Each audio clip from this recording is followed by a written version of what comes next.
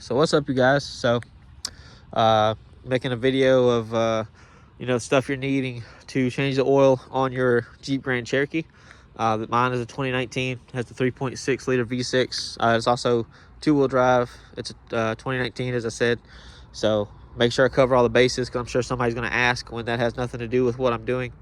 So there may be something you might have to do if your vehicle's four-wheel drive. Like mine does not have the full skid plate, so you may have to remove the skid plate. I'm not sure. I don't know what the four-wheel drive vehicles look like underneath, at least on the front. So your results may vary, it may not, I don't know.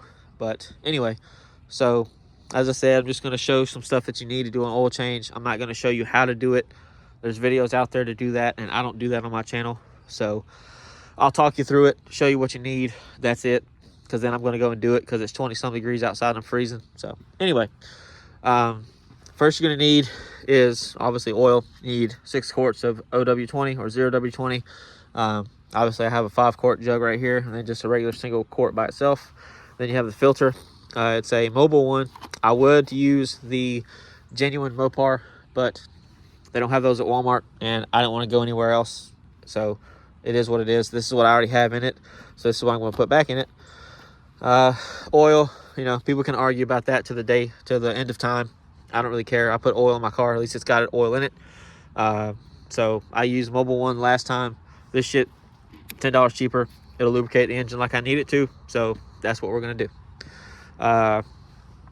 Brake cleaner is, nice to have. Not necessary, but it is nice to have. Clean everything off. Don't be a douche. Don't just leave a bunch of oil and shit on the drain plug to where it gets oil everywhere and makes a mess, because that's just going to collect dirt and it just looks stupid, especially if you're doing this shit for somebody or you're a shop. Be professional. So you also need a funnel, preferably a clean funnel. Mine is clean. And then you need an extension. I just have a half-inch extension, and I don't have a half-inch ratchet out here, I just noticed, but you need a half-inch ratchet, or 3/8, whatever you have. I have both, but 3/8 ratchet, 13mm socket. That's for the drain plug. And then a 10mm socket and a little extension, and that is for the bolt right here that holds the cover on the top of the engine, which I'll show how to take that off in a second. And then the oil filter cap or housing, whatever you want to call it, is either a 15/16 or a 24mm, and then a pick, because there is a seal or an O-ring on the cap which comes with the filter, so make sure you replace that. And then obviously drain pan. I have 2 drain pans, one obviously for the oil, and then the other one for the filter when I take it off, because I'm going to let the oil drain and then take the filter out at the same time. So then after you get done getting all that, you first pop this cover off right here. Then obviously there's the fill right there. There's where it says OW20 or 0W20, whatever, but that's where that bolt goes. It actually sits right here. I've already popped this off, but then you just pop it off.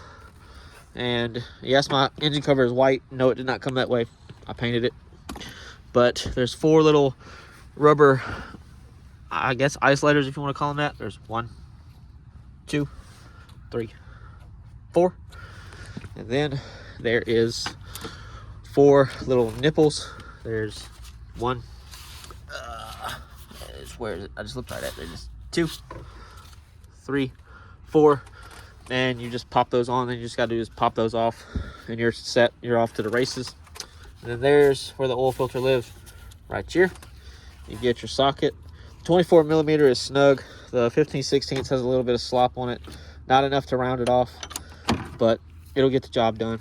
But you just go ahead, put this on here, and you're ready to go. And obviously take the cap off after you started draining the oil, so that all the air can get through and help it drain a little bit faster. Warm the car up a little bit. I just came home from work, so my oil is warm enough to where I can do that, and it'll drain like water, which is good. Then obviously check the dipstick, or take the dipstick out, wipe it off, and I'll leave it out before I do anything else. One thing to mention, the oil filter housing and the oil filter cap that the filter actually sits in is plastic. So when you're going and taking it off, be careful with it. But when you're going and putting it back on and tightening it, don't be stupid. Have some common sense. It just needs to be snug. There's obviously a torque spec.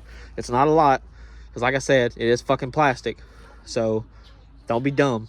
Don't be going and hammering it down, because then you're going to crack it and you're going to have an oil leak, and then the engine's going to blow up. So then you get under the car. I've obviously got mine on ramps. There's a skid plate. Obviously, if I had a differential, it would be right here, but I don't have one because it's 2-wheel drive. But there's a drain plug. As I said, 13 millimeter and a ratchet, and you'll be off to the races. And then obviously let it drain, blah, blah, blah. And then you'll be good to go. So then you get back up here, and then obviously get a stool if you're a short shit like I am. So, and then the oil filter cap, the oil filter just pops into the cap. It's not rocket science. It's pretty simple to do. You can't really mess something like this up unless you just aren't paying attention or you're just being stupid. So, but yeah, other than that, that's about it. And obviously a rag, so that way you can wipe off anything that you do to make a mess. And that's it. I don't think I'm missing anything. And then obviously filling it up, take the cap off, put the funnel, fill it up, start it up, make sure it's not knocking, and then you're good to go.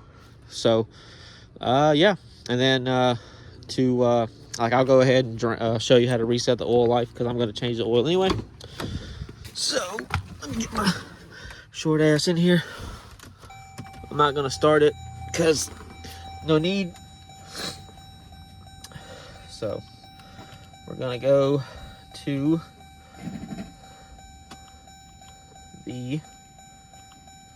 it's in here somewhere. There it is.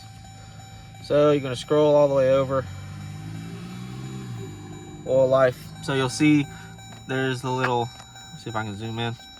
I'm wearing gloves. So you have to scroll down where there's a little Jeep icon. And you'll see oil life. Let me make sure I don't hit stop. And you'll see OK right there. You'll hold the OK button. And there you go. You're off to the races. Then you shut the car off. And obviously you start the car, blah, blah, blah. So there you go. That's it. Easy peasy, lemon squeezy. Anybody can do it. It's not hard. Take about 30 minutes if you're not making a video like I am and having to do it 6 times. So anyway, there you go. I will list the part number for the MOPAR filter in the description for anybody that wants to get it. And as I said, if you have the owner's manual in your vehicle like I do, the part number for that, the oil type and quantity and all that, or whatever, is in the, or capacity, that's the word I was looking for. All that's in the owner's manual. And also the intervals. I think it's like 7,500 miles, maybe a little bit more, but I do 5,000. You do whatever you want to do with your vehicle. But other than that, hope y'all enjoy it. Hope this helps, and I'll catch everybody later.